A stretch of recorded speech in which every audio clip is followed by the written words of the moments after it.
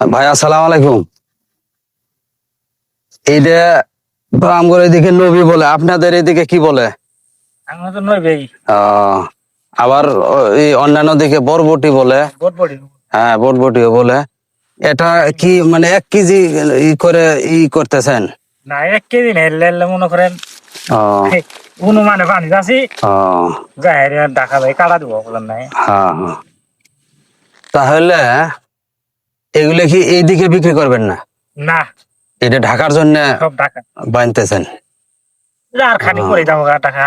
তাহলে এখন যদি আমরা আমরা যদি মানে দুইজনে দুইটা খাই, তাহলে কি দাবি দাবি টাবি আছে? না না খান সমস্যা নাই, এখন না খান